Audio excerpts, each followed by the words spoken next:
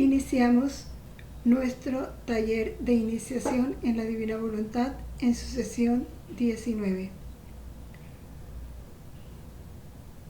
Juntos, como hermanos, reunidos en torno a la Madre, vamos a reflexionar sobre estas verdades del reino, de manera que poco a poco, comprendiéndolas, podamos nosotros ir acomodándonos a sus modos, a su lenguaje, e ir respondiendo de manera concreta y práctica a este llamado que Dios nos hace. Vamos entonces a disponernos fundidos en esa voluntad de Jesús a través de nuestra Santísima Madre. En el nombre del Padre, y del Hijo, y del Espíritu Santo. Amén. Somos nada. Dios es todo. Padre, te amamos. Continúa, divina voluntad, pensando en nuestras mentes, mirando en nuestros ojos, escuchando en nuestros oídos, respirando en nuestros respiros, hablando en nuestras bocas, circulando en nuestra sangre, palpitando en nuestros corazones, moviéndote en nuestros movimientos, sufriendo en nuestros sufrimientos, y nuestras almas unidas a tu voluntad sean los crucifijos vivientes, inmolados para la gloria del Padre. Orando en nosotros, y después ofrécete a ti mismo esta oración como nuestra, para satisfacerte por las oraciones de todos y darle al Padre la gloria que deberían darle todas las criaturas. Amén. Dios te salve María, llena eres de gracia, el Señor es contigo. Bendita tú eres entre todas las mujeres, y bendito es el fruto de tu vientre, Jesús. Santa María, Madre de Dios, ruega por nosotros pecadores, ahora y en la hora de nuestra muerte. Amén.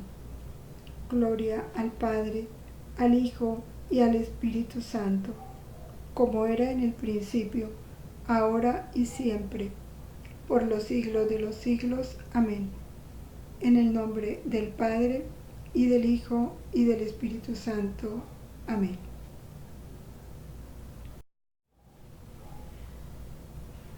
Vamos a meditar en las parábolas del reino. Las parábolas que trae el Evangelio, y que son las parábolas del reino, que de pronto, cuando no conocíamos estas verdades, ni habíamos sentido tan claramente esta llamada de Jesús para venir a vivir en su reino, no le hubiéramos dado una interpretación profunda como realmente hubiera querido Jesús que se la diéramos, y como Él nos lleva a dárselas luego de hablarnos de ellas en este libro de cielo. Vamos entonces primero a verlas como están en el Evangelio. Después ya tomaremos el lenguaje de cielo para verlas a la luz de esas verdades del libro de cielo. Una pregunta que nos hacemos todos: ¿entraré al reino? Pues si Dios nos llamó y nos da sus gracias, porque Él nunca nos llama y no nos da las gracias para responder, sí vamos a entrar. Esa es nuestra esperanza. El Evangelio de San Mateo, en su capítulo 13, que es como el capítulo dedicado precisamente a todas estas parábolas del reino, dentro de ese capítulo se le hace una pregunta: ¿por qué Jesús habla en parábolas? Y él responde. Él dice, porque a vosotros se os ha dado a conocer los misterios del reino de los cielos, pero a ellos no se les ha concedido. ¿Quiénes son ellos? Pues el pueblo de los fariseos que no creían en Jesús, el pueblo judío que no aceptó a Jesús. A quien tiene se le dará y le sobrará, pero a quien no tiene, aún lo que tiene se le quitará. Y leyendo el Evangelio vamos comprobando cómo los discípulos, después que Jesús enseñaba en parábolas, ellos se le acercaban ya aparte, en la intimidad, y le pedían el favor de que les explicara la parábola. Y Jesús, con todo el amor, se las explica. ¿Por qué? Por lo que él dice aquí. A vosotros se os ha concedido conocer los misterios del reino. Ellos serían los que prepararían al pueblo para recibir los frutos de la redención y a través de esta redención preparar al pueblo para el reino. En Mateo 13:18 nos dice, todo el que oye la palabra del reino y no la comprende, es la parábola del sembrador. Con esta parábola inicia Jesús las parábolas del reino, con la parábola del sembrador. Es importante, antes de continuar con la parábola del sembrador, cómo Jesús les dice a los discípulos: dichosos vuestros ojos, porque ven, y vuestros oídos, porque oyen. Os aseguro que a muchos profetas y justos desearon ver lo que vosotros veis, pero no lo vieron, y oír lo que vosotros oís, pero no lo oyeron. Y estas mismas palabras se pueden aplicar a nosotros. ¿Cuántos, como dice el Señor aquí, justos, profetas, personas importantes, buenas, hubieran querido sentir la llamada del reino cuando ya conozcan esto y no la tuvieron? ¿Por qué a nosotros sí? Somos dichosos, dice, dichosos vuestros ojos, dichosos vuestros oídos. En la parábola del sembrador, que hemos oído tantas veces, Jesús hace una alusión muy importante. El que escucha la palabra y no la comprende. La comprensión es un signo de posesión de la verdad, de la palabra que es Cristo. Si nosotros no comprendemos, no podemos poseer esa verdad. Y esa comprensión se da por la lectura, la relectura, por supuesto, es el Espíritu Santo, el que nos da el conocimiento de esa verdad, pero requiere de nosotros los medios. Nosotros nos toca poner los medios. ¿Cuáles son? Leer, releer, y si toca releer 3 veces, hay que releer 3 veces despacio para ir comprendiendo. Cuando ya el Espíritu Santo ve al alma dispuesta a comprender, deseosa de comprender, poniendo los medios que de su parte están para comprender, el Espíritu Santo le da la luz para comprender.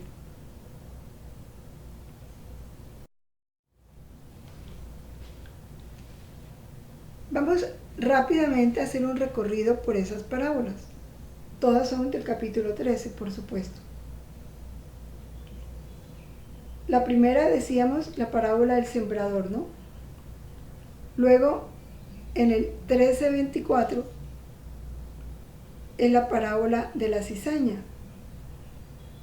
del hombre que sembró trigo en su campo, y mientras dormían, el enemigo sembró cizaña. Y la cizaña es muy parecida al trigo, por eso dice parecidos pero no iguales. Se confunde con el trigo. Los servidores le dicen que entonces que se arrancan la cizaña, y él le dice no. No sea que al recoger la cizaña arranquen también el trigo. Dejad que ambos crezcan. Y al tiempo de la siega diré a los segadores: recoged primero la cizaña, atadla en gavillas para quemarla, y el trigo recogedlo en mi granero.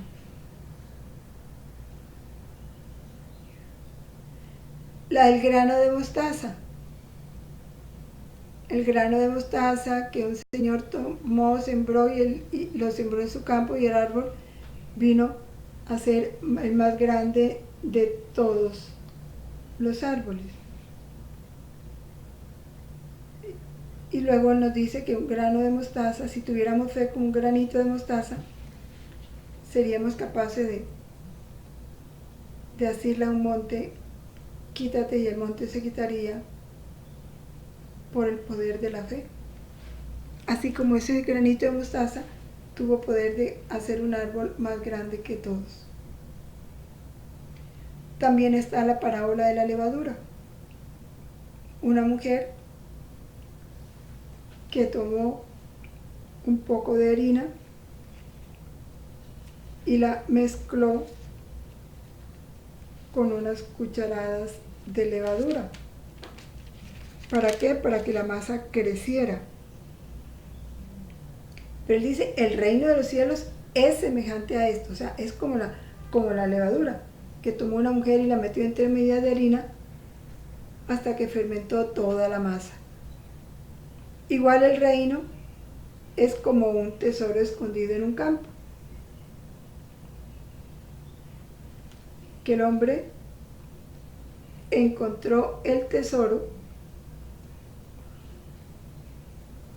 compró el campo para poderse quedar con el tesoro. O también la parábola del mercader de perlas finas,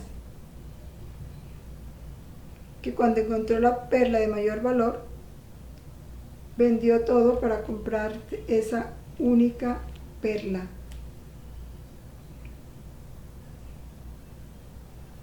Y la parábola de la red. El reino de los cielos es semejante a una red que se echa en el mar. Es semejante a la red, no al pescador, a la red.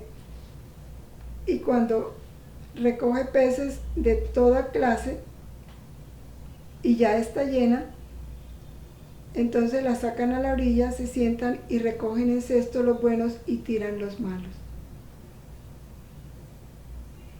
Eso es el reino de los cielos. Vamos a grabarlo. Al hombre que sembró cizaña, que sembró trigo, al grano de mostaza, a la levadura, al tesoro escondido, al mercader de perlas finas y la red que se echa.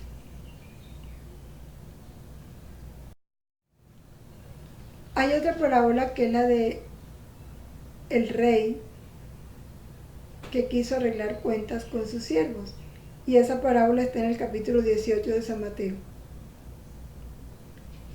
¿Qué pasó con ese rey y qué pasó con esos siervos? Sabemos nosotros que el rey quiso arreglar cuentas. Él se iba de viaje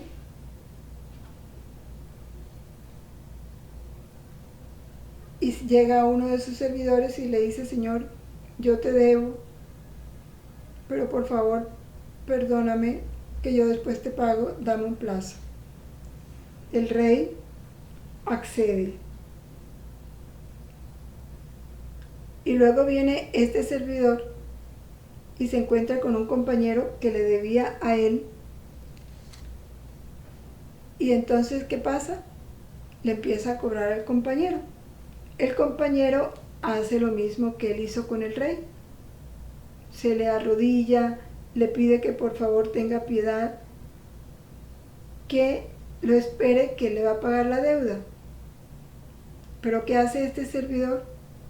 No lo perdona, sino que lo manda a meter a la cárcel. Ordenó que fuese vendido él, su mujer y sus hijos, para que le pudiera pagar a él. Entonces, cuando le contaron al rey eso,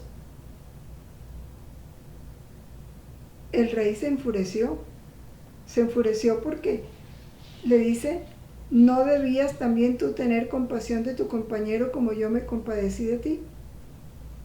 E indignado lo entregó en manos de los verdugos hasta que pagara todo lo que debía. Y dice Jesús: lo mismo hará también mi Padre Celestial con ustedes si no perdonan de corazón a sus hermanos. Miren, esta parábola está dentro de las parábolas del reino. Condición fundamental del reino, el perdón. No hay que esperar que te lo pidan. Perdona, gratuitamente perdona, y vive lo que Jesús mandó. Devuelve bien por mal, ora por aquel que te ofendió. Al enemigo, deséale lo mejor. Devuélvele con un beneficio, devuelve bien por mal. Hay que perdonar.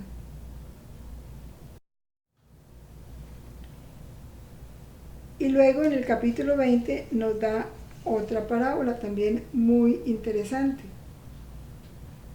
la de los obreros de la viña. Él sale de madrugada a contratar obreros para su viña y encuentra a uno, los llama, los contrata por 1 denario al día.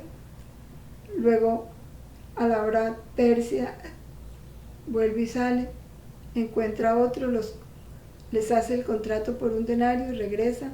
Luego a la sexta, luego a la hora nona, y ya en la tarde, caída casi la noche, contrata a otros.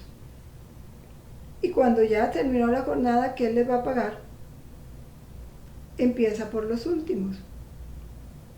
A ellos les paga 1 denario. Cuando va a llegar a los primeros piensan que como a los últimos les dio 1 denario, a ellos les va a dar más.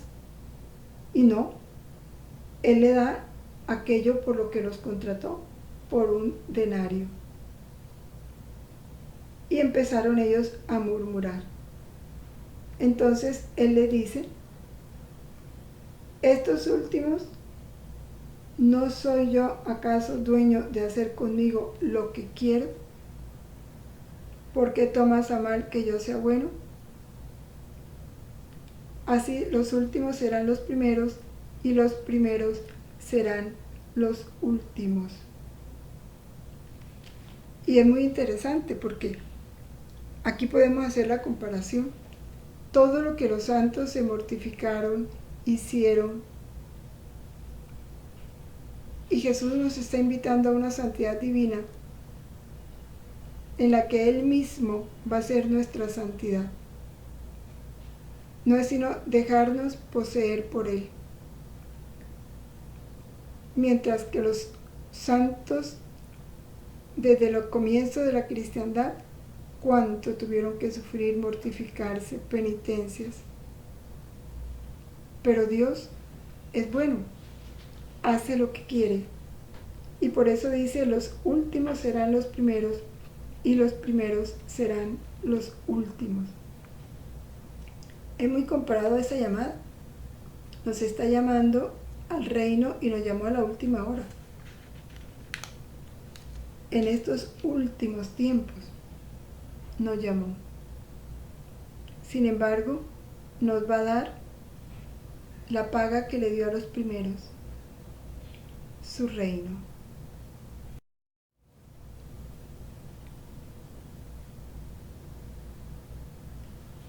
y la parábola de la boda del hijo del rey. Él prepara un banquete, invita a los conocidos, amigos, ellos se excusan, no vienen. El rey manda que recorran los caminos y obligan a las personas a entrar.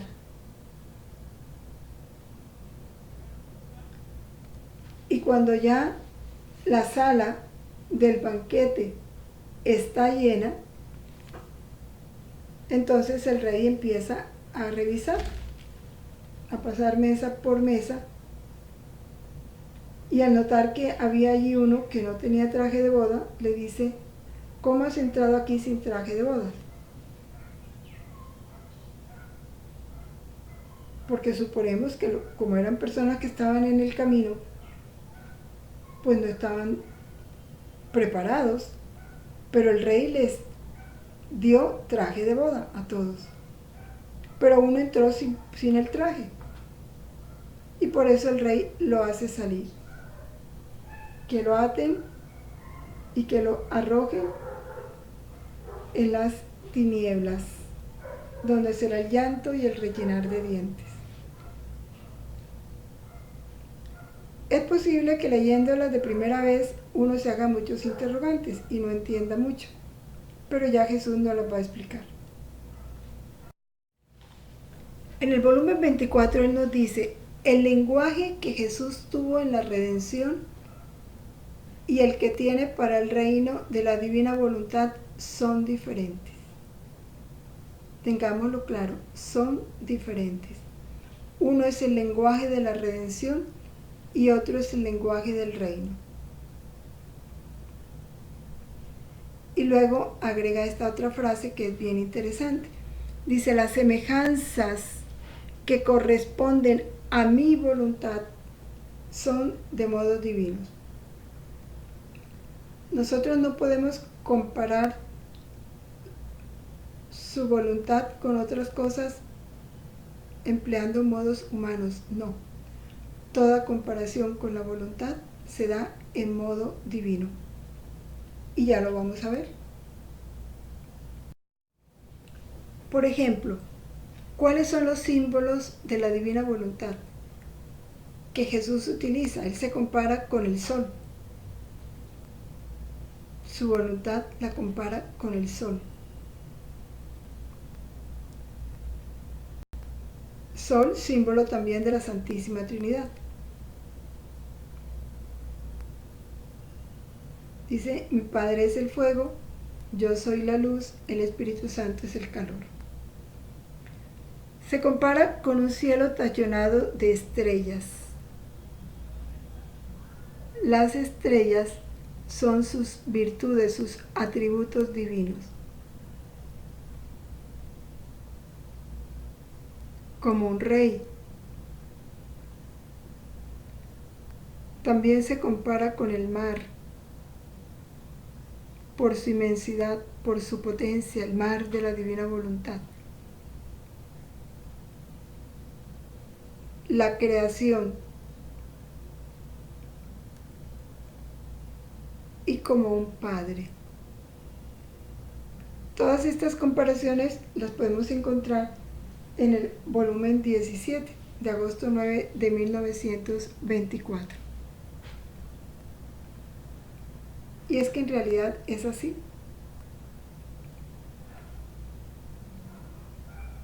Son comparaciones a modo divino, no humano. Entonces, si hablamos de un rey divino. Si hablamos de un padre, hablamos de un padre divino. Un mar divino, un sol divino, una creación divina, muy superior a la creación humana o a la creación material.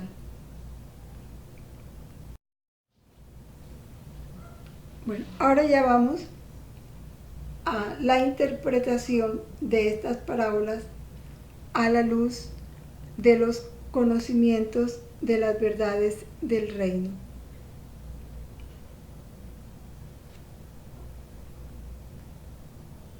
cada conocimiento que manifiesto,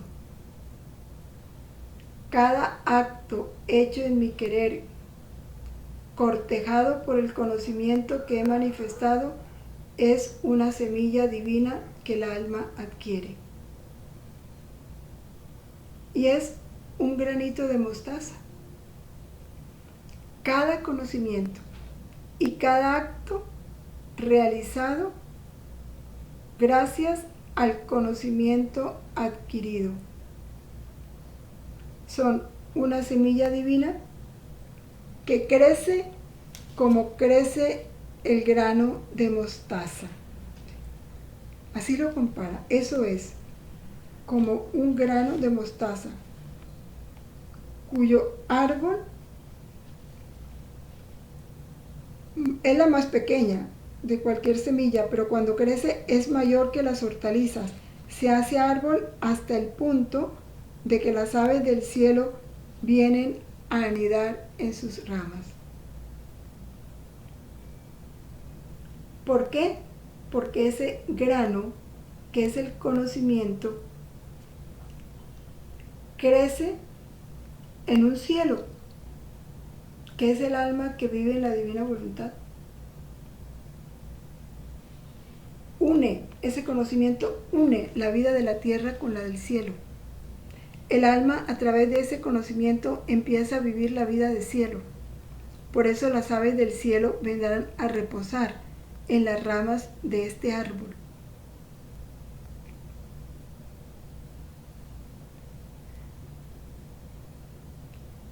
De muchas formas, Jesús explica esta parábola del grano de mostaza, pero en síntesis es eso. Todo conocimiento de la divina voluntad tiene, pudiéramos decir, dimensión de eternidad. Es lenguaje de cielo, lo dice Jesús. No es lenguaje humano, es lenguaje de cielo. Sus frutos, sus ramas y sus frutos, dice él, se abrirán en el cielo. ¿En cuál cielo? En el cielo del alma que vive en su voluntad. Y allí él llega a alimentarse de sus frutos.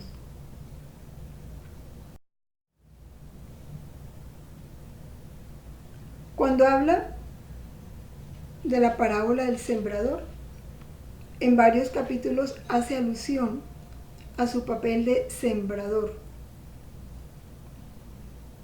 Mucho más puedo hacer yo, agricultor celestial. ¿Por qué agricultor celestial? Porque la semilla que él siembra es semilla de cielo. Y esa semilla ya está sembrada en el libro del cielo, en los escritos de la sierva de Dios, Luisa Picarreta. Ahí están las semillas. Cuando nosotros nos ponemos a leer, a meditar esos volúmenes, damos cabida para que Él, como sembrador celestial, arroje las semillas en el terreno de nuestra alma. Y por eso dice, con tal de que encuentre una criatura en que esté preparado el terreno de su alma, donde pueda arrojar la semilla de mis obras, la semilla celestial de mi divina voluntad. Él quiere encontrar eso, un alma dispuesta. Él puede hacer mucho más, muchas cosas puede hacer, con tal de que encuentre una criatura que esté preparada, el terreno de su alma esté preparado, y él pueda arrojar en ese terreno la semilla de sus obras, la semilla celestial de la divina voluntad.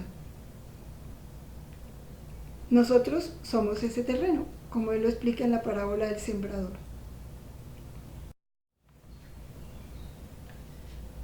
La parábola de la levadura que la mujer echa en un poco de harina hasta lograr que se fermente toda la masa. Dice, el reino de los cielos es semejante a la levadura que tomó una mujer. Entonces la levadura es el símbolo del reino. ¿Cuál es la levadura? Él aquí no lo explica.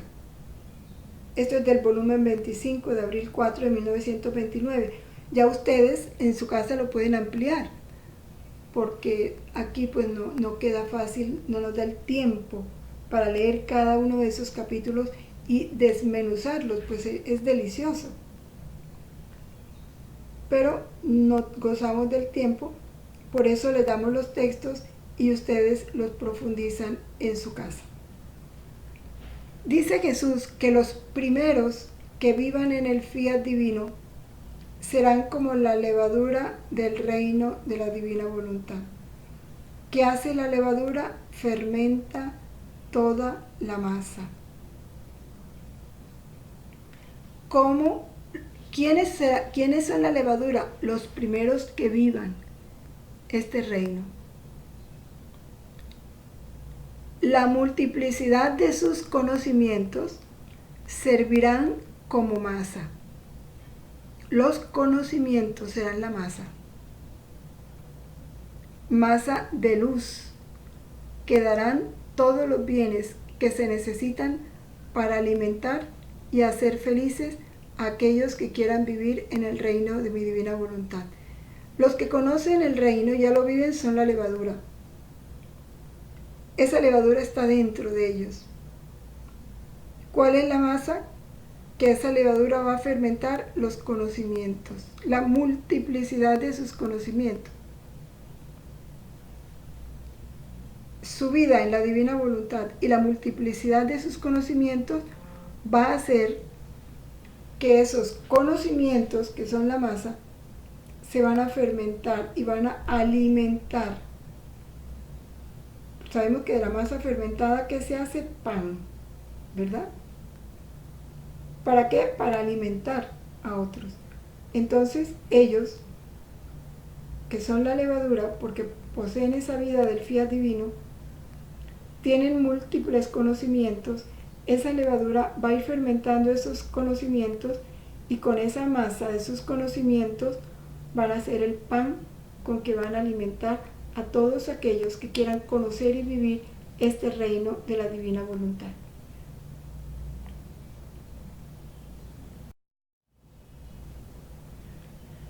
Ahora viene el vestido de bodas, en la boda del hijo del rey.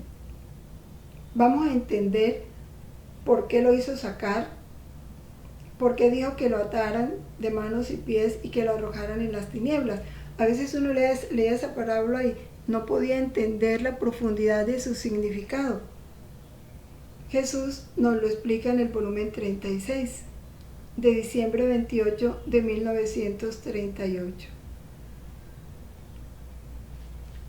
¿Cómo lo explica Jesús? Dice: el tener hijos que no nos semejen y que en algún modo no estén bien vestidos con los vestidos reales de nuestro fiat. Ese es el vestido de boda. Los vestidos reales de su divina voluntad. Cada acto nuestro tiene que ponerse ese vestido, el vestido de la divina voluntad, para poder ser digno. Recordemos cuando en las bodas de Caná se habla del doble matrimonio, las dobles bodas que se celebraron, la de Adán y Eva y la de la divina voluntad, la de la voluntad del hombre con la voluntad de Dios. Las bodas entre la voluntad humana y la voluntad divina. Cuando nosotros nos fundimos en Jesús, se está realizando una boda de la voluntad humana con la voluntad divina. Pero para podernos nosotros participar de esa boda, tenemos que ponernos el vestido real. ¿Cuál? El de la divina voluntad, fundirnos en la voluntad de Dios. Sin ese vestido no se puede dar. No sería digno de nuestra majestad suprema, dice Jesús.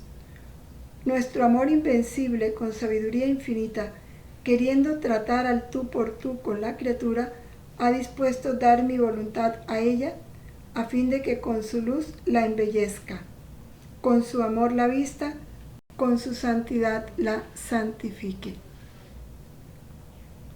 Sin ese vestido no podemos entrar en la boda del Rey. El vestido de su voluntad, nuestros actos divinos, realizados por una voluntad divina operante en nosotros. Ella nos reviste de todo lo que ella es y nos da su belleza, su amor, su santidad.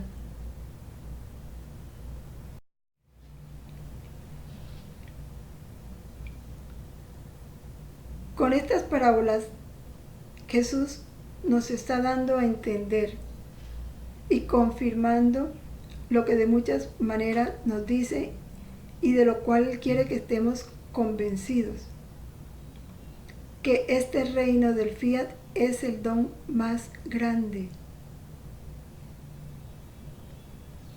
Cuando estemos convencidos de eso, entonces en nosotros se realizará lo que se realizó en el mercader de perlas finas.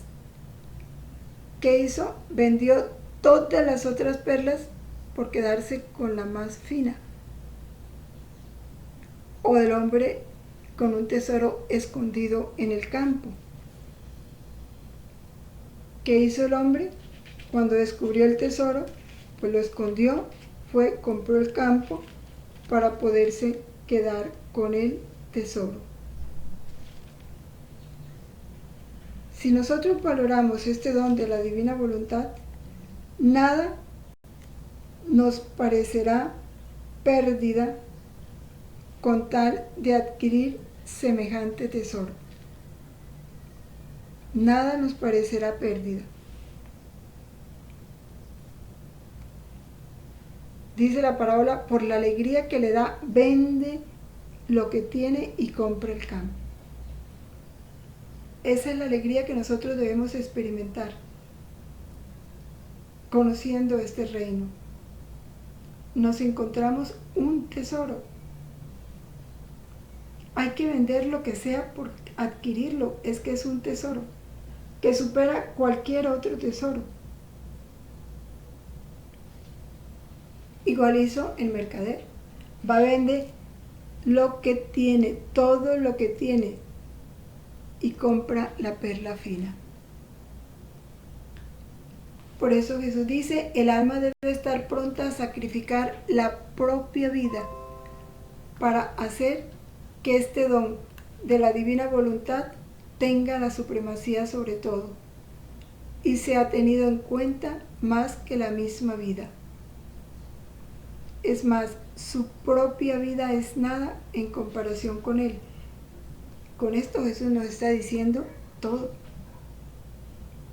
O sea, yo quiero verlos capaces de sacrificar todo, hasta su propia vida, con tal de adquirir este don de mi voluntad.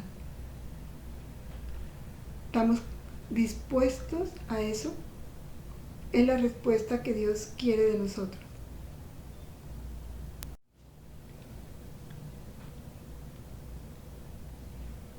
En Mateo 20 está esta parábola muy interesante, la del gran Señor, que muestra sus palacios. Vamos a leerla porque es bien interesante.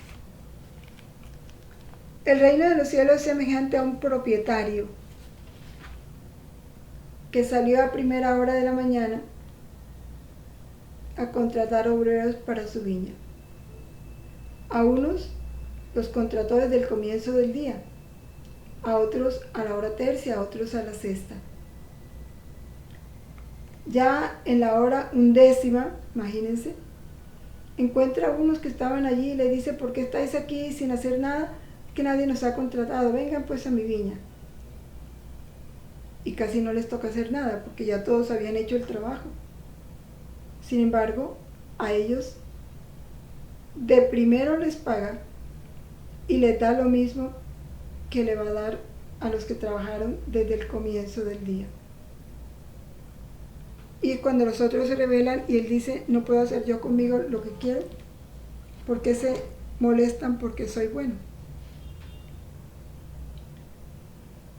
Igual, entonces, en los escritos de Luisa hay un capítulo donde Jesús dice, habla del palacio de su voluntad y el proceso que él ha llevado a las almas. Dice que a las primeras solo les mostró el camino que llevaba a ese palacio. ¿Y quiénes son las primeras? Pues los primeros santos en la historia de la iglesia. A los segundos ya les mostró la puerta. Conocieron hasta la puerta, metieron por el camino y llegaron hasta la puerta. A los terceros ya les abrió la puerta, los hizo entrar y les mostró las escaleras. Esta parábola la explica él en el volumen 14 de noviembre 6 de 1922. Pero hasta ahí. Le mostró las escaleras, posible que se las hizo subir y no más. Ya avanzaron un poco, ¿verdad?, en el conocimiento de ese palacio, pero de ahí no pasaron. A los cuartos, al cuarto grupo, ya los metió por el camino, le abrió la puerta, les mostró las escaleras y las primeras habitaciones. Y claro, ellos asombrados, semejante belleza, semejante lujo, qué hermosura, pero hasta ahí. No les mostró más. A los últimos, y aquí es donde nos ubican a los que estamos conociendo las verdades de este reino, dice, a los últimos les ha abierto todas las habitaciones, constituyéndolos dueños y dándoles todos los bienes que hay en el palacio. Imagínense, no solo se los mostró todo, sino que los hace dueños de todo lo que hay en el palacio. Les abre todas las habitaciones, entren, miren, todo es de ustedes.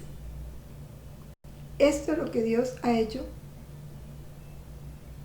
con aquellos a quienes ha elegido para vivir en su reino. ¿Qué nos dicen los volúmenes? Tomen, todo lo mío es de ustedes. ¿Qué nos dice la Virgen? Todo lo mío es de ustedes, tómenlo. No me pidan, tomen. Tomen mis atributos, tomen mi voluntad. Obren con mi voluntad. Que al yo darle mi voluntad le doy todo lo que ella posee, santidad, belleza, hermosura, bondad, todo. ¿Cómo no corresponder a semejante bien? Todo nos lo está dando Dios. De ahí la importancia de seriamente conocer las verdades y vivirlas. Responder a Dios con firmeza, con seriedad, con constancia. Esto es lo más grande. ¿Estamos convencidos de ello? Esto yo insisto porque es que da dolor quienes, habiendo conocido esto, tienen los volúmenes, no los leen. De vez en cuando los cogen. Les interesan otras cosas. Otros modos, santos, sí, buenos, sí.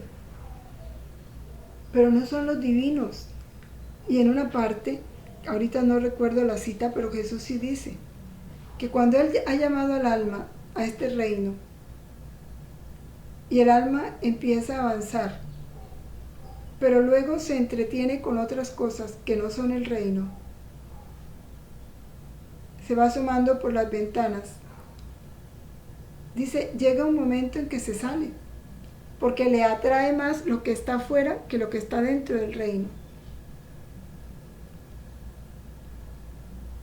se sale y termina Jesús diciendo, puede llegar a ser un alma santa, sí, buena, piadosa, admirable, pero nunca alcanzará el grado de gloria para el cual yo la creé. O sea, nunca va a llegar a esta santidad divina para la cual yo la llamé. Y da dolor.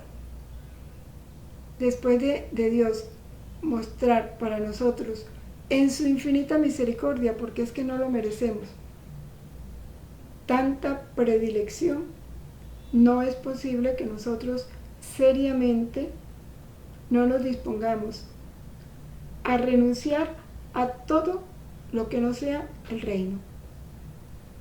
Lo ha pedido Jesús, es la perla fina. Pero estamos dispuestos a esa renuncia. Habrá muchas cosas que nos gusten, pero las que ya nos quitan tiempo para el reino, o nos quitan la atención para el reino. Y no podemos servir a dos señores. Dios nos exige aquí radicalidad, ya lo ha dicho. Por eso puso las parábolas que puso de la perla fina, del tesoro escondido, de la boda del rey, de todo. Porque a la boda del rey entramos gratis. Somos de los que estábamos en el camino, que no merecíamos ser invitados, porque no éramos amigos, ni teníamos el grado de, el estatus requerido para asistir a la boda del rey, el estatus espiritual. Sin embargo, el rey nos hace ir y nos da el vestido. ¿Cómo no corresponder?